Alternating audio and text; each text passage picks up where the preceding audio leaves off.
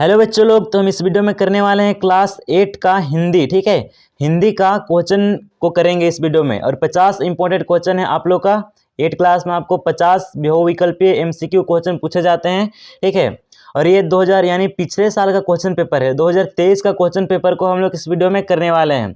और ये आपका एग्जाम के लिए यानी पिछले साल का जो भी क्वेश्चन पेपर होता है उसको आप अगर करेंगे तो आपका बोर्ड एग्जाम के लिए काफ़ी सहायता मिल सकता है आपको। इसलिए आपको पिछले साल का जो भी क्वेश्चन है, मॉडल पेपर, आपको सभी को करना अनिवार्य होता है। इससे आपका एग्जाम के लिए काफ़ी सहायता मिलता है आपको। ठीक है, इसलिए आप पिछले साल का क्वेश्चन को कर लेंगे एक बार। तो हम इस वीडियो में कराएंगे 2023 का क्वेश्चन को। ठीक है, 2023 का ये क्वेश्चन है, इसको हम लोग इस वीडियो में सोल्यूशन करने वाले हैं। तो इसमें सबसे पहले गद्यांश, इसको हम लोग को ध्यान से पढ़ना है और इसका उत्तर देने का प्रयास कर रहे हैं। तो देखिए, पढ़ना और घूमना ये दोनों क्रियाएं हमारे लिए आवश्यक है। दोनों ही हमें ज्ञान, अनुभव के साथ साथ समझदारी भी देती है। तरह तरह की पुस्तकें, पत्र पत्रिकाएं पढ़ने से जहां ज्ञान मिलता है, वहीं अलग अलग जगह घूमने से अनुभव। भारत में घूमने के लिए अनेक प्रसिद्ध स्थल है। इसमें इसके उत्तर में बर्फ, दक्षिण में समुद्र, पूर्व में बड़े बड़े मैदान, तो पश्चिम में रेगिस्तान के साथ समुद्र भी है। जब हम भारत का भ्रमण करते हैं तो उसकी संस्कृति, सभ्यता तथा विविधता से परिचित होते हैं। ठीक है, तो ये इसको हम लोग गद्यांश को और अच्छे से समझते हैं। पढ़ना और घूमना ये दोनों क्रियाएं हमारे लिए आवश्यक है। इसमें मेन टॉपिक है क्या? तो पढ़ना और घूमना ये दोनों क्रियाएं हमारे लिए आवश्यक है। केवल हम पढ़ते रहेंगे लेकिन हम कहीं घूमेंगे नहीं, तो मतलब कहीं जाना रहेगा तो उसका हम लोग को जानकारी ही नहीं रहेगा, तो हम लोग कैसे जानेंगे? सिर्फ हम लोग पढ़ रहे हैं बस, और कहीं हम लोग को जाना है उसका हम लोग को जानकारी है ही नहीं है। तो ये घूमना भी जरूरी है। ठीक है, कहीं हम लोग घूमेंगे तो वहाँ का क्या संस्कृति है, क्या वहाँ का क्या स्थिति है, उसके बारे में हम लोग जानेंगे। और वहाँ हम लोग घूमेंगे तो एक बार हम रास्ता देख रहेंगे तो हाँ, अनुभव होगा कि हम लोग और कभी भी अकेले जा सकते हैं। अगर कुछ काम आ गया तो हम लोग वहाँ पे जा सकते हैं। ठीक है, इसलिए आपको घूमना और पढ़ना ये दोनों चीज़ आपके लिए आवश्यक है। और क्या है, दोनों ही हमें ज्ञान, अनुभव के साथ साथ समझदारी भी देती है। तो ये क्या बोले हम कि दोनों ही हमें ज्ञान, मतलब कुछ सीखने के लिए हम लोग कहीं पे भी घूमने जाते हैं तो कुछ सीखते हैं वहाँ पे जाके। ठीक है, और अनुभव के साथ साथ समझदारी भी देती है। ठीक है, तरह तरह की पुस्तकें, पत्र पत्रिकाएं पढ़ने से जहाँ ज्ञान मिलता है, वहीं अलग अलग जगह घूमने से अनुभव। क्या कहा गया है कि पत्र पत्रिकाएं पढ़ने से, मतलब अलग अलग पत्र पत्रिकाएं पढ़ने से जहाँ ज्ञान मिलता है, वहीं अलग अलग घूमने से हम लोग को अनुभव मिलता है। ठीक है, तो भारत में घूमने के लिए अनेक प्रसिद्ध स्थल हैं, ये हम लोग को पता है। इसके उत्तर में है बर्फ, दक्षिण में है समुद्र, फिर पूर्व में है बड़े मैदान, तो पश्चिम में है रेगिस्तान के जहाज, समुद्र भी है। जब हम भारत का भ्रमण करते हैं तो उसकी संस्कृति, सभ्यता तथा विविधता से परिचित होते हैं। सभी अलग अलग है, सबका संस्कृति अलग है, भाषा अलग है, मतलब सभी चीज़ अलग है। तो देखिए अब क्या है हम लोग का, इसमें सबसे पहला गद्यांश का आंसर ये देखिए, पुस्तक हमें देती है। तो पुस्तक हमें क्या क्या देती है? तो ज्ञान, जानकारी, अंक या अवसर या नौकरी। तो क्या देती है पुस्तक? तो ये देती है,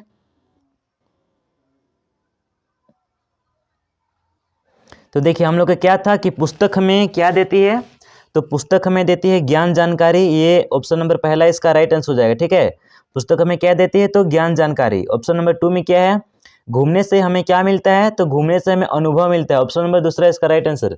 भारत के पश्चिम में क्या है? तो गद्यांश हम लोग देखें, भारत के पश्चिम में है रेगिस्तान के साथ समुद्र भी है, तो रेगिस्तान, समुद्र, ये इसका राइट आंसर हो जाएगा पहला। ठीक है, नेक्स्ट नंबर सवाल हम लोग का क्या है कि जब हम जब हम भ्रमण करते हैं यानी घूमते हैं तो वहाँ किस चीज़ से परिचित होते हैं? जब हम घूमते हैं तो किस चीज़ से परिचित होते हैं? तो संस्कृति से भी होते हैं, फिर सभ्यता से भी होते हैं, फिर विविधता से भी होते हैं। तो ऑप्शन नंबर चौथा इसका राइट आंसर हो जाएगा। ठीक है, ऑप्शन नंबर 4 इसका राइट आंसर हो जाएगा। नेक्स्ट नंबर सवाल हम लोग का, उत्तर का विलोम शब्द क्या होगा? तो उत्तर का विलोम शब्द होगा पूर्व, पश्चिम, उत्तर, दक्षिण। तो ऑप्शन नंबर 4 दक्षिण। नेक्स्ट हम लोग का क्या है कि ये हम लोग का क्या दिया हुआ है, काव्यांश को पढ़ना है और इसका आंसर देने का प्रयास करना है 5 यानी 6 से 10 तक। तो हम लोग पद्यांश को पढ़ते हैं, काव्यांश को पढ़ते हैं। पेड़ सहकर धूप खुद देते सभी को छां अपनी, मदद करने को बढ़ाते डालियां सी बाँ अपनी, खींचते रहते निरंतर ये हवा की गंदी हमारी, हमें मिलती इन्हीं से प्राण वायु विशुद्ध सारी। सिंचते धरती हमारी बादलों को भी बुलाते, जब बरसता खेत उपवन वन वन सभी हैं लहलहाते। तो क्या हो जाएगा, तो पेड़ के बारे में दिया गया है कि पेड़ हमारे लिए क्या क्या करते हैं उसके बारे में, ठीक है। तो इसका हम लोग आंसर करते हैं। देखिए यहाँ पे उपयुक्त काव्यांश का उपयुक्त शीर्षक चुनिए। तो इस काव्यांश जो हम लोग पढ़े उसका हम लोग शीर्षक क्या दे सकते हैं, तो हम लोग इसका शीर्षक दे सकते हैं पेड़, ठीक है। पेड़ के बारे में ज़्यादा कहा गया इसलिए हम लोग पेड़ कर सकते हैं, इसका शीर्षक दे सकते हैं।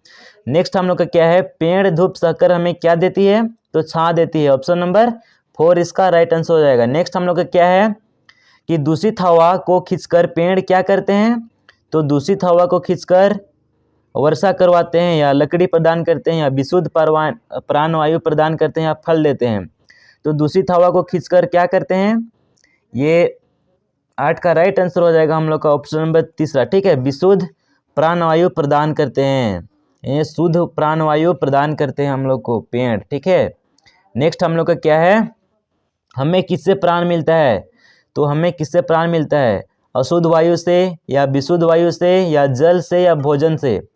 विशुद्ध यानी कि अच्छा वायु, शुद्ध वायु ये हो जाएगा, ठीक है। अशुद्ध यानी कि दुर्गंध वायु ये हो जाएगा। तो ये हम लोग को हमें किससे प्राण मिलता है, तो हम लोग को मिलता है विशुद्ध वायु, ठीक है, मतलब ऑक्सीजन गैस हो जाएगा। नेक्स्ट हम लोग क्या है, उपवन का पर्यायवाची शब्द क्या है, तो उपवन का पर्यायवाची हो जाएगा बगीचा हो जाएगा, फिर बाग हो जाएगा, फिर वाटिका, ठीक है। ये 3 हो जाएगा, यानी ऑप्शन नंबर 4 इसका राइट आंसर हो जाएगा, ऑप्शन नंबर 4। अब हम लोग का क्या है, देखिए 11 से 20 के लिए सही विकल्प का चयन करना है। ये व्याकरण से दिया गया है खंड ख, इसी तरह आपका एग्जाम में भी रहने वाला है। नेक्स्ट हम लोग का क्या है, 11 नंबर सवाल है कि अग्नि का तद्भव रूप बताइए। तो अग्नि का तद्भव रूप क्या होगा, तो इसका हो जाएगा आग, ठीक है। क्या बोले हम, तो आग। ऑप्शन नंबर पहला इसका राइट आंसर हो जाएगा, ठीक है। उच्चारण देखिए 12 नंबर सवाल क्या है, उच्चारण शब्द का संधि विच्छेद कीजिए। तो उच्चारण शब्द का हम लोग संधि विच्छेद कैसे करेंगे, उच्च प्लस चारण, या उत जोड़ चारण, या उत प्लस चारण, या उ प्लस चारण। तो इसका हम लोग संधि विच्छेद किस तरह से करेंगे, तो इसमें हम लोग करेंगे उत जोड़ चारण, ठीक है, उत जोड़ चारण। ऑप्शन नंबर दूसरा इसका राइट आंसर हो जाएगा।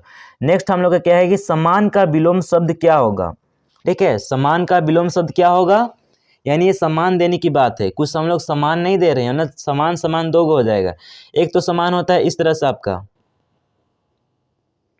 समान, ये हो जाएगा आपका समान, एक हो गया, और ये समान, ठीक है। तो ये समान जो है आपका इज्जत, ये हो जाएगा आपका इज्जत, और ये जो समान है कुछ भी वस्तु, ठीक है, कुछ भी वस्तु, ये समान। अब इस समान का विलोम शब्द क्या होगा, ये जो इज्जत का विलोम शब्द क्या हो जाएगा, तो अपमान होगा, ठीक है, अपमान। ऑप्शन नंबर 3 इसका राइट आंसर हो जाएगा 13 का। देखिए अब 14 नंबर सवाल क्या है कि पुत्र का पर्यायवाची शब्द क्या होगा, तो पुत्र यानी होता है बेटा, ठीक है, बेटा। तो बेटा कहाँ पे, ऑप्शन नंबर 4 में है, और ये पुत्री नहीं होगा, बेटी नहीं होगा, ये सब गलत है। तो देखिए अगला क्या है हम लोग का 15 नंबर सवाल को देखेंगे हम लोग कि अभिमान शब्द में उपसर्ग, अभिमान शब्द में उपसर्ग क्या है।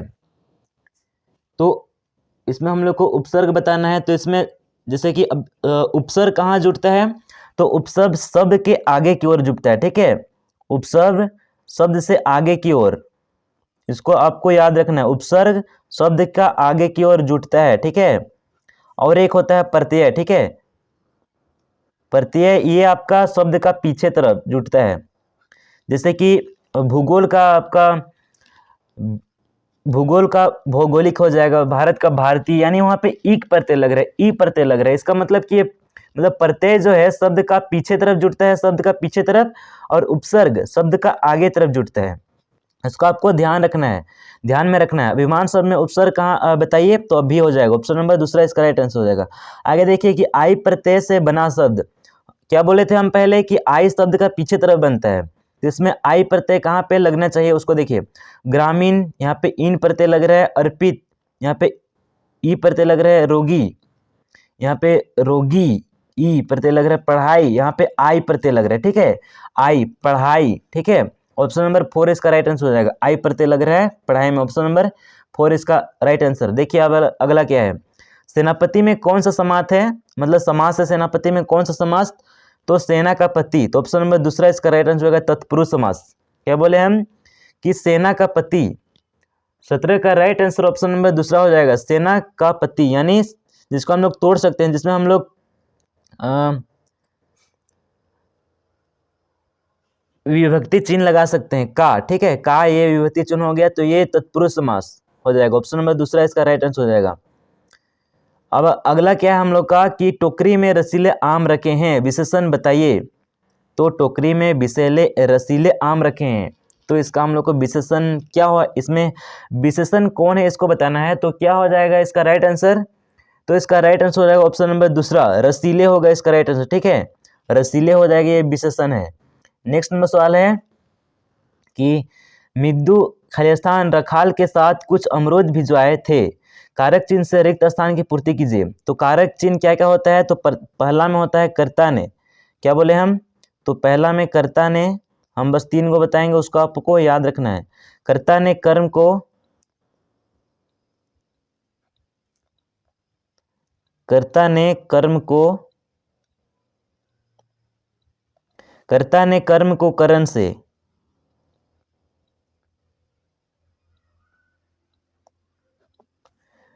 कर्ता ने कर्म को करण से, ठीक है, कर्ता ने कर्म को करण से, ये वाला करण लग जाएगा, करण से, कर्ता ने कर्म को करण से। तो यहाँ क्या है कि मिद्दू रखाल के साथ कुछ अमरूद भिजवाए थे, कारक चिन्ह से पता करना है, मतलब शब्द को पूरा करता है, मिद्दू ने, मतलब ने, मिद्दू ने रखाल के साथ कुछ अमरूद भिजवाए थे, या मिद्दू से रखाल के साथ, ये तो गलत हो जाएगा जी। तो एक मिद्दू को रखाल के साथ, मतलब यहाँ पे ने विभक्ति चिन्ह का प्रयोग होगा, ने कारक चिन्ह का प्रयोग होगा, ठीक है, ने, तो ऑप्शन नंबर 3 इसका राइट आंसर हो जाएगा, ठीक है, 19 का राइट आंसर ऑप्शन नंबर 3 हो जाएगा।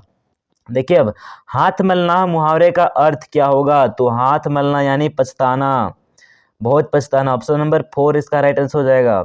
हाथ मलना इसका मतलब कि बहुत पछताना, ऑप्शन नंबर 4 इसका राइट आंसर। देखिए अब हम लोग का क्या है कि वो था अपठित गद्यांश, ठीक है, जो कि आपका बुक में नहीं दिया गया था, तो इसमें हम लोग को देखना है अब पठित गद्यांश।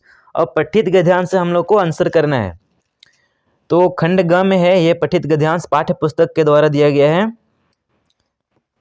हमारी शासन व्यवस्था की नींव है भारतीय संविधान, मतलब हम जो शासन चला रहे हैं उसका नींव कौन है, तो भारतीय संविधान है। जिस तरह हम घर बनाते हैं तो अपना घर को मजबूत किया जाता, मतलब मजबूत करने के लिए, मतलब घर अच्छा से टिके, घर अधिक दिन तक मतलब घर अधिक दिन तक रहे, इसके लिए हम अपना नींव को मजबूत करते हैं, यानी घर बनाने से पहले हम अपना घर को मजबूत टिकाने के लिए उसका हम लोग को नींव को बढ़िया से बनाना पड़ता है, उसमें थोड़ा अधिक मेहनत करना पड़ता है, ठीक है।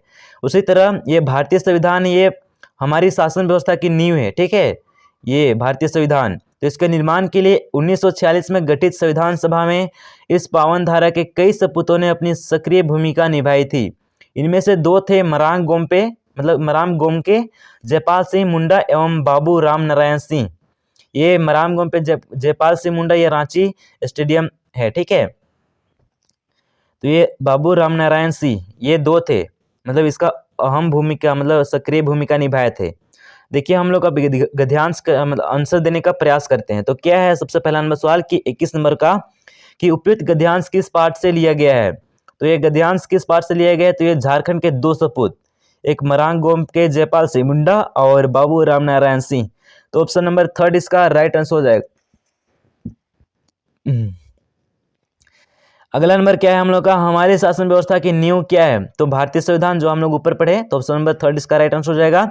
मराम गोमके किन्हें कहा गया है, तो ये जयपाल सिंह मुंडा को कहा गया है मरांग गोमके, ठीक है, ऑप्शन नंबर पहला। नेक्स्ट हम लोग क्या है, सन 1946 में किसका गठन हुआ, तो ये हुआ संविधान सभा का, ऑप्शन नंबर 4 इसका राइट आंसर हो जाएगा। नेक्स्ट नंबर हम लोग का सवाल क्या है कि सपूत का विलोम क्या होगा, तो सपूत का विलोम होगा कपूत, ठीक है, कपूत, ऑप्शन नंबर पहला इसका राइट आंसर हो जाएगा। नेक्स्ट हम लोग का क्या है अगला क्या है देखिए, छोटा जादूगर पैसे क्यों कमाना चाहता था? तो छोटा जादूगर पैसे क्यों कमाना चाहता था? देश की सेवा के लिए, या माँ की सेवा के लिए, या फीस भरने के लिए, या घूमने के लिए? तो ये छोटा जादूगर पैसा इसलिए कमाना चाहता था ताकि अपनी माँ की सेवा कर सके। उनका माँ का तबीयत खराब था, बीमार थी ये बेचारी उनकी माँ, तो इसका सेवा के लिए ये छोटा जादूगर पैसे कमाना चाहता था। ठीक है, अगला क्या है, लेखक की पत्नी ने तमाशा देखने के बाद छोटा जादूगर को क्या दिया? तो क्या दिया? तो ये दिए थे रुपया। ठीक है, रुपया दिए थे, पैसा दिए थे।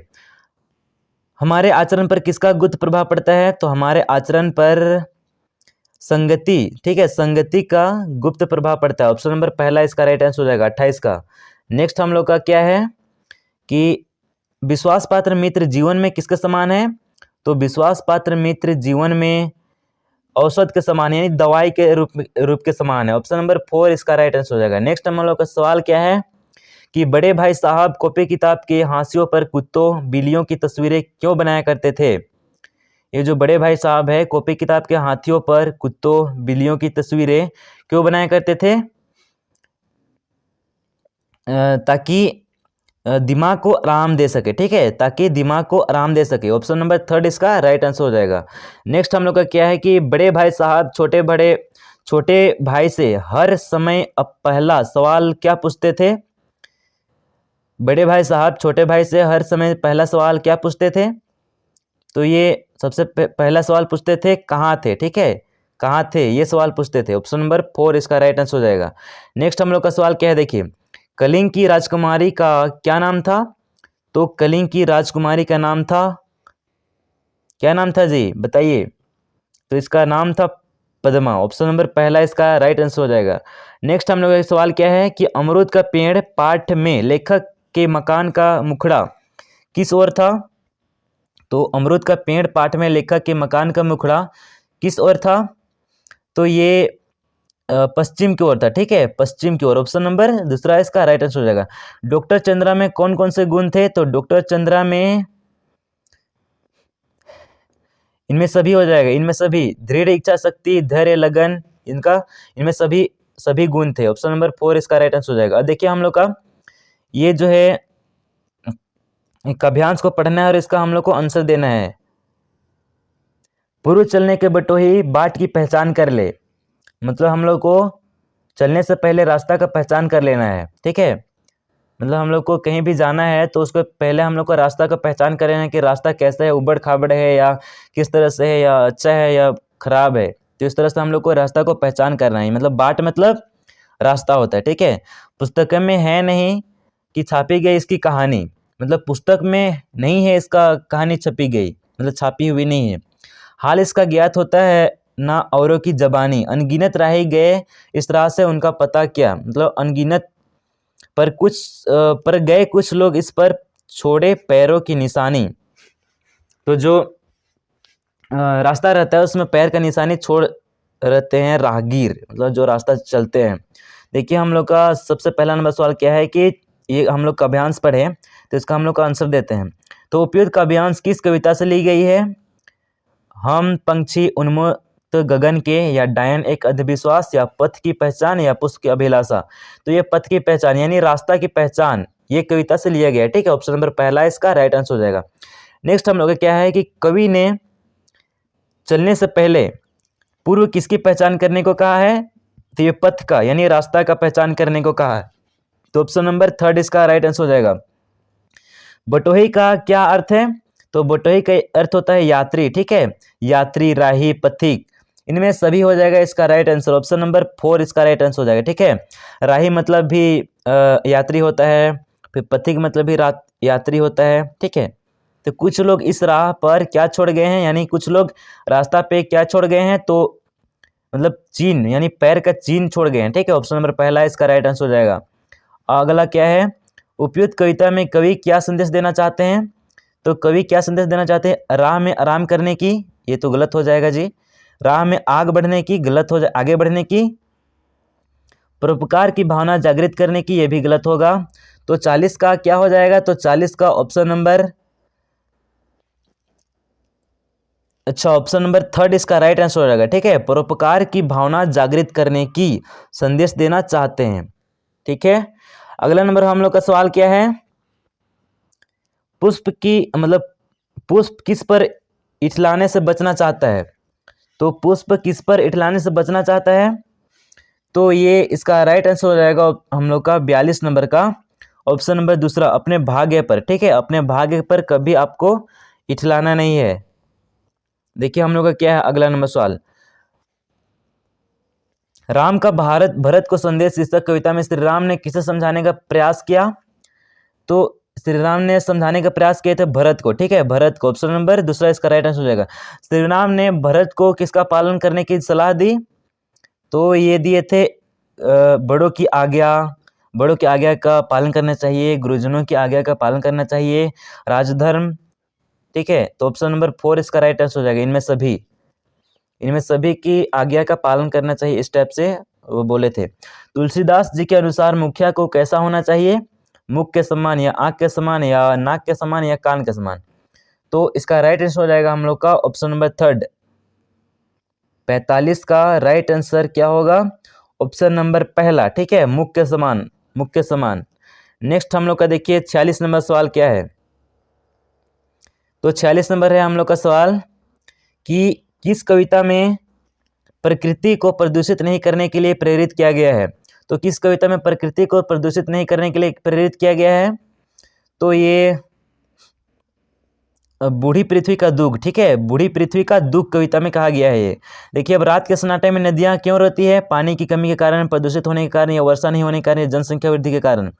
क्यों रोती है रात के सन्नाटे में नदियाँ, तो ये प्रदूषित होने के कारण। ठीक है, प्रदूषित कर देते हो, कौन करता है जी, तो आप लोग ही करते हो।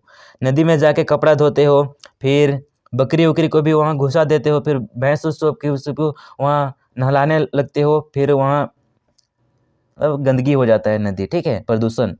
देखिए 48 नंबर सवाल, तुलसीदास रचित राम का भरत को संदेश कविता कहाँ से ली गई है, कहाँ से लिया गया है, तो ये लिया गया था रामचरितमानस से। ठीक है, रामचरितमानस, ऑप्शन नंबर दूसरा इसका राइट आंसर हो जाएगा।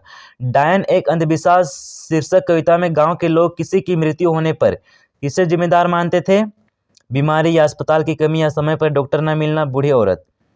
तो डायन यानी बूढ़ी औरत, तो ये ऑप्शन नंबर 4 इसका राइट आंसर हो जाएगा। डायन बूढ़ी औरत। ठीक है, ऑप्शन नंबर 4 इसका राइट आंसर हो जाएगा। देखिए अब अगला नंबर सवाल क्या है, इस वीडियो का अंतिम क्वेश्चन। ठीक है, अगर आपको वीडियो कैसे लगा तो आपको चैनल को वीडियो को लाइक करना है और आपके जितने भी सारे दोस्त हैं सभी के पास आपको वीडियो को शेयर करना है, चैनल को शेयर करना है।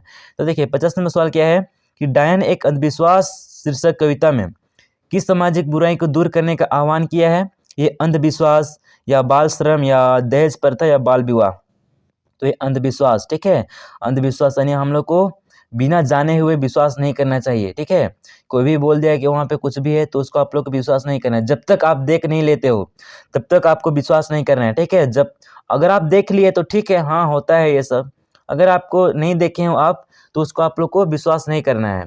तो ऑप्शन नंबर 4 इसका राइट आंसर हो जाएगा, अंधविश्वास। तो दोस्तों, तो बच्चों आपको वीडियो कैसे लगा, अगर वीडियो अच्छा लगा तो वीडियो को लाइक कीजिए, अगर क्वेश्चन आपको अच्छा लगा तो अपने सारे दोस्तों के पास शेयर कीजिए और आप भी एग्ज़ाम का तैयारी कीजिए, क्योंकि आपका एग्ज़ाम 28 तारीख को होने वाला है। ठीक है, एक ही दिन में सभी सब्जेक्ट का एग्ज़ाम हो जाएगा। इसलिए आपको अच्छे से तैयारी करने के लिए आप इस चैनल को सब्सक्राइब कीजिए और हम बोल रहे हैं तभी से आपका सभी दोस्तों के पास भी शेयर कीजिए। और इस तरह से भी आप आके जब भी मैं वीडियो अपलोड करूँगा तो आपको मेरा से पहले आंसर देने का आपको प्रयास करना है। ठीक है, अगर आप पहली बार देख रहे हैं तो आपको आंसर का पता चल जाएगा। उसके बाद आपको जब भी मैं दूसरा वीडियो डालूं जैसे हिंदी का, तो आपको उसमें कुछ क्वेश्चन जुटेंगे। ठीक है, कुछ क्वेश्चन जुटेंगे, इसलिए आपको प्रयास करना है कि आप पहले आंसर देने का प्रयास करें। ठीक है, अगर आप हमसे जुड़ना चाहते हैं तो डिस्क्रिप्शन में इंस्टाग्राम का लिंक, टेलीग्राम का लिंक, व्हाट्सएप ग्रुप का लिंक, व्हाट्सएप चैनल का लिंक, सभी का लिंक आपको डिस्क्रिप्शन मिल जाएगा। आप हमसे उसमें जुड़ सकते हैं। अब जुड़ने से फ़ायदा क्या है कि आपको उसमें PDF दिया जाएगा, तो आप आसानी से उसको वीडियो ना देखकर खुद जब भी आपको आप अपना बुक में जैसे उसको अपलोड कर लीजिएगा आपका फ़ोन में, तो उसको आप आसानी से देख सकते हैं ये सब क्वेश्चन को, ठीक है, याद कर सकते हैं। इसलिए आपको पीडीएफ भी देखना ज़रूरी है, ठीक है। पीडीएफ मिल जाएगा, इसलिए आपको हमारे ग्रुप में ज्वाइन हो जाना है। डिस्क्रिप्शन में मिल जाएगा सभी का लिंक, ठीक है। व्हाट्सअप ग्रुप हो गया, व्हाट्सअप चैनल, ये सब में आपको ज्वाइन हो जाना है, ठीक है। ठीक है, फिर और सभी अपडेट आपको मिलते रहेंगे, ठीक है। अपडेट मिलते रहेंगे, आपका एडमिट कार्ड कब मिलने वाला है, सभी का अपडेट मैं आप लोग को लिंक में बताऊंगा, ठीक है। इसलिए आपको लिंक में ज्वाइन हो जाना है। फिर मिलते हैं हम लोग नेक्स्ट वीडियो पर।